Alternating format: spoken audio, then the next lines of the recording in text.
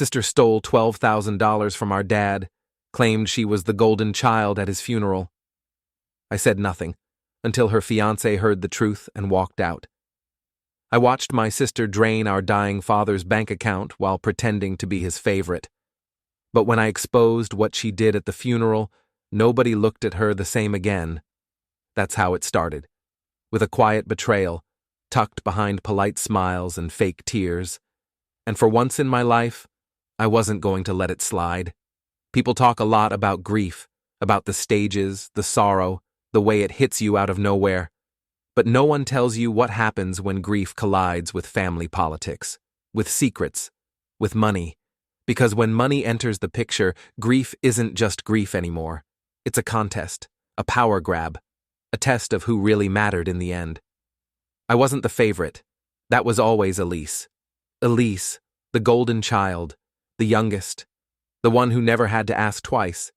She was the sunshine, the miracle baby, the daughter who could do no wrong even when she did plenty. Me? I was the fallback, the one who stayed home, the one who rearranged her life while Elise sent heart emojis from California and posted Miss You captions on old selfies with our dad. I'm not bitter, at least not anymore. I've made peace with the fact that some parents love unevenly and never admit it.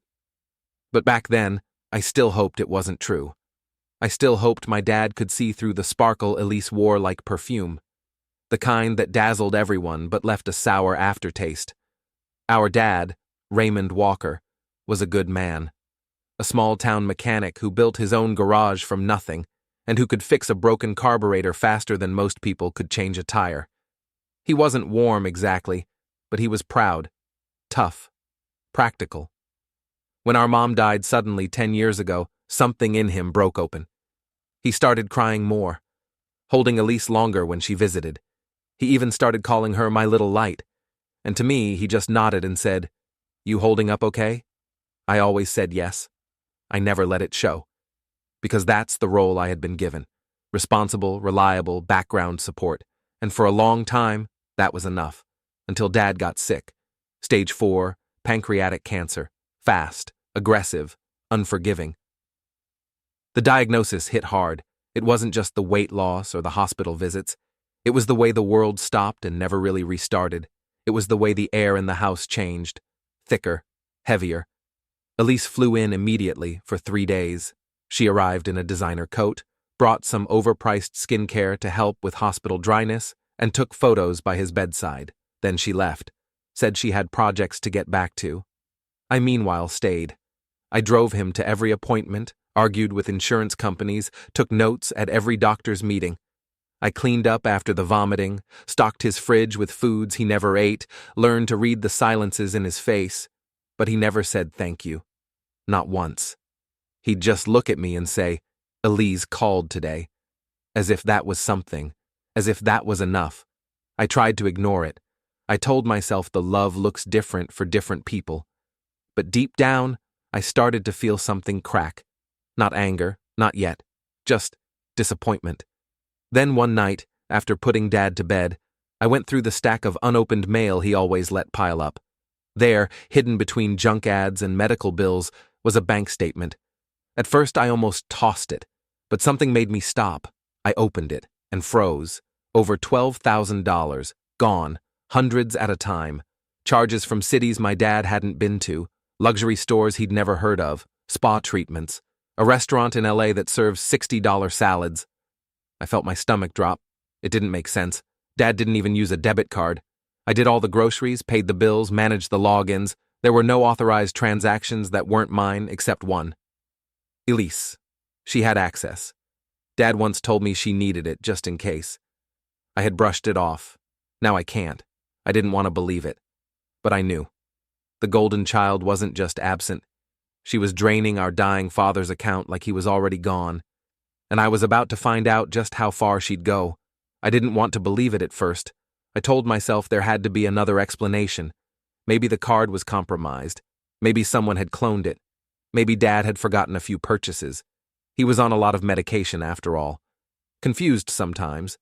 But deep down, I knew. The pattern was too familiar. To her. Luxury spas, high-end retail stores, sushi restaurants where a single roll costs more than my weekly grocery bill. These weren't random fraud transactions. This was someone living large, someone who felt entitled, someone like Elise. Still, I didn't want to accuse her. Not yet. Because if I was wrong, if somehow she wasn't behind it, then I'd be the villain, the bitter older sister, twisting things again, as she'd always say. So I did what I always do. I documented. I went back through 3 months of statements. I created a spreadsheet. I printed receipts from the online bank portal. I cross-referenced every date with my caregiving logs. Yes, I kept those too, because Dad's doctors required it. And sure enough, every charge matched a timeline when Elise was in California. She wasn't even trying to hide it. That's what stunned me. It wasn't just theft, it was arrogance. So I called her. "Elise," I said, trying to sound calm, neutral, like I wasn't already boiling. "There's something weird going on with Dad's account. Thousands are missing." There was a pause, then a breezy laugh. "Oh, that? Don't stress. Dad gave me access. He told me to use the card for emergencies and stuff he might need from afar."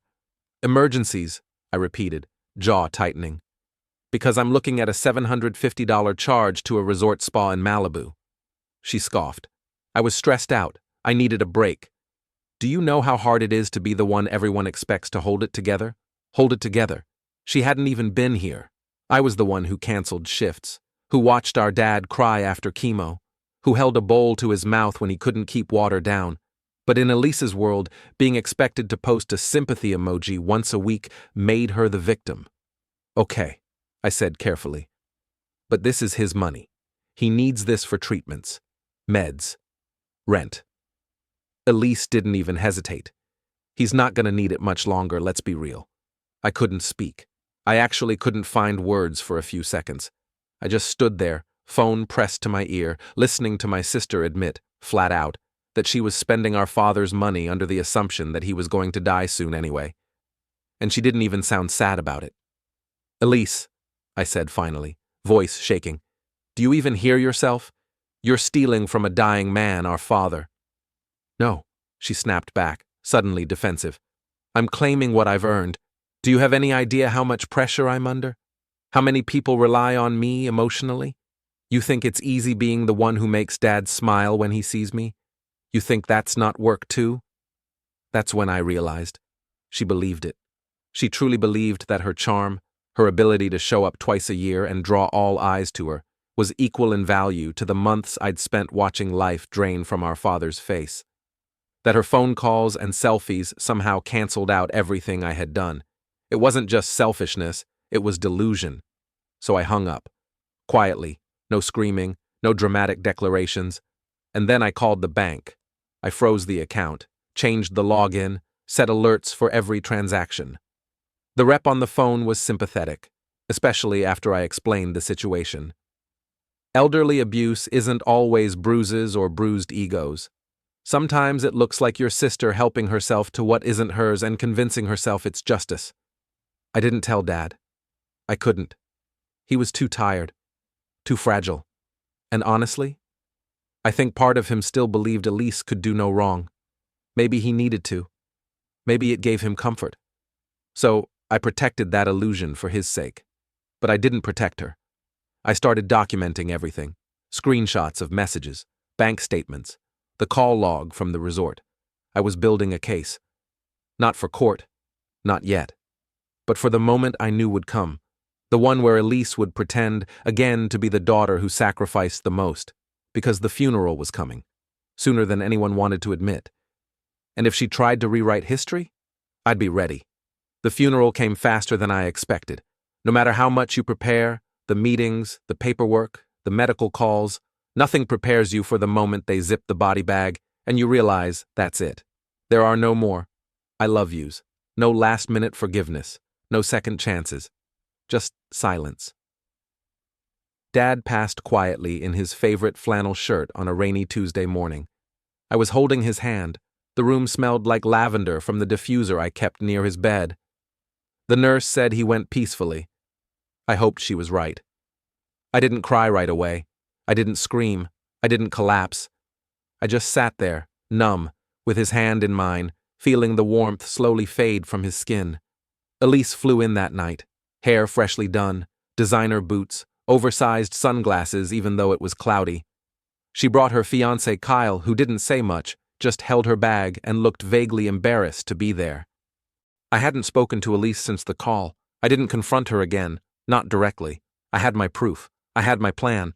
I wasn't going to waste energy arguing with someone who had already shown me who she was. This wasn't going to be a fight. It was going to be an unveiling. The service was beautiful. Simple. Just like Dad wanted. Old friends shared stories about his stubbornness, his laugh, the way he always offered to fix things that weren't even broken.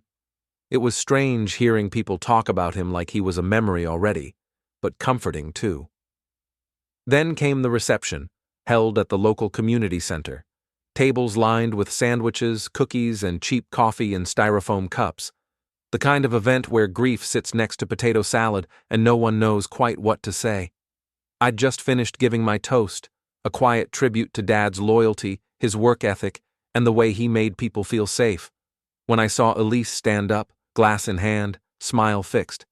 "I'd just like to say a few words," she announced, tapping the rim of her wine glass like she was giving a wedding toast. I froze.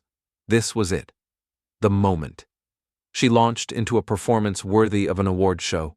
"I gave up so much to be here for Dad," she said, voice trembling just enough. "He was my rock, my biggest supporter, and even when I was far away, he always said I was his light." A few people nodded. Some even looked teary-eyed. I could feel my chest tighten. "I held his hand during some of his worst moments," she continued. "I was the one who brought him joy during those last months. I just want everyone to know how much I loved him, and how deeply this loss has affected me." That's when I reached into my bag. I pulled out a sealed envelope. Handwritten, marked in Dad's scrawl. Read only if Elise makes it about her. He had written it 3 weeks before he passed.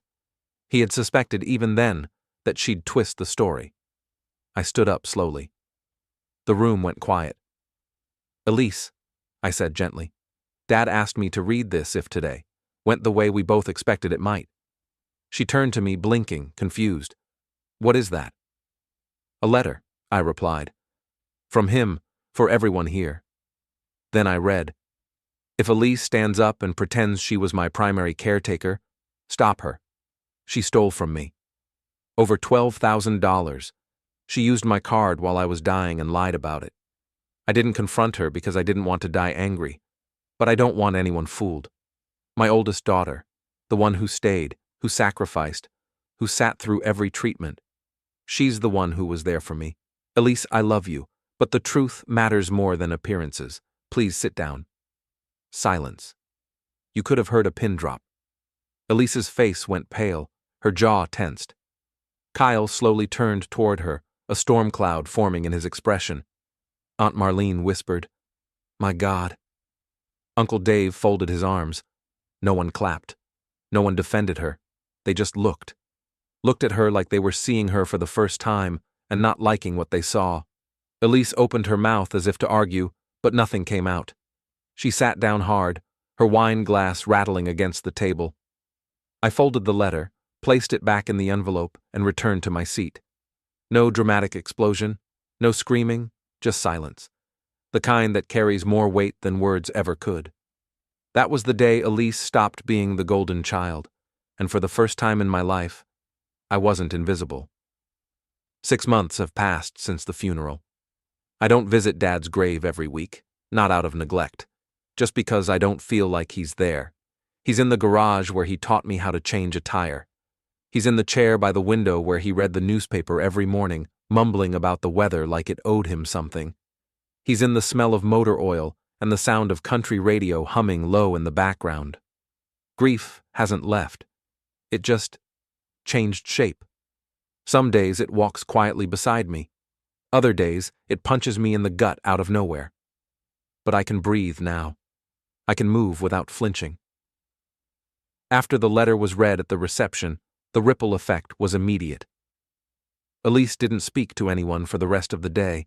She vanished before the dessert trays were cleared, dragging her stunned fiancé Kyle out the side door. I heard she tried to reach out to a few cousins later that week, spinning her version of story, claiming the letter was forged, that I was bitter and manipulative. But the thing about Elise is, she spent so long building her image, she never realized people were already watching the cracks form. That letter didn't shatter her reputation. It simply confirmed what many had quietly suspected for years. Kyle reached out to me a week after the funeral. His message was short, measured. He thanked me for handling things with dignity. Said he was sorry I had to carry the burden alone, and that he had broken off the engagement. Apparently, Elise had been hiding more than just her spending habits. Credit card debt, a second social media account she used to flirt with old flames, even a small personal loan she took out in his name without telling him. Something he only discovered when he tried to refinance his car. "She's not who I thought she was," he wrote. "But I'm glad someone finally stood up to her." We didn't stay in touch after that. We didn't need to. Some people enter your life to confirm a truth and then quietly leave. As for the rest of the family, silence speaks volumes. Aunt Marlene removed Elise from the family group chat. No warning, no explanation, just gone. Uncle Dave, who once boasted Elise was going places, now crosses the street when he sees her in town. Even Grandma June, who doted on Elise like she was a living saint, called me crying 2 weeks after the funeral. "I didn't know," she said. "I thought you were just quiet. I didn't realize you were carrying all that." I told her it was okay, because in a strange way, it was. I wasn't angry anymore, just tired. But in that exhaustion, something new began to bloom. Clarity. I used part of Dad's remaining funds to pay off the last of his hospital bills. The rest I put into a savings account. Not for me, but for a life I'm finally starting to imagine for myself. I signed up for night classes, started painting again. Sometimes I even sleep through the night without dreaming of hospital beeps or whispered arguments in hallways. The house feels different now, lighter, like it can finally breathe again.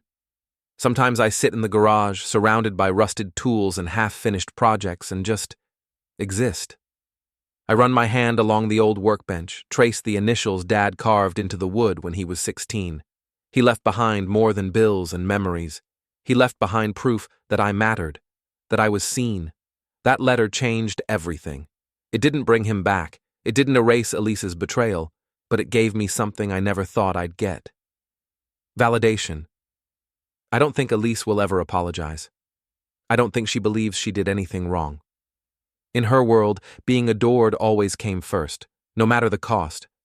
But for the first time in my life, I'm okay with letting go. I let go of needing her to change. I let go of waiting for her to say thank you. I let go of the part of me that thought I had to earn love by staying silent. Last week, I visited Dad's grave again. I didn't cry. I just placed a small wrench on the headstone, one from his old toolbox, and whispered, "I got it from here." Then I walked away, and this time, I didn't look back. Thanks for watching and being part of the drama. Don't forget to subscribe and hit the bell so you never miss a wild new story.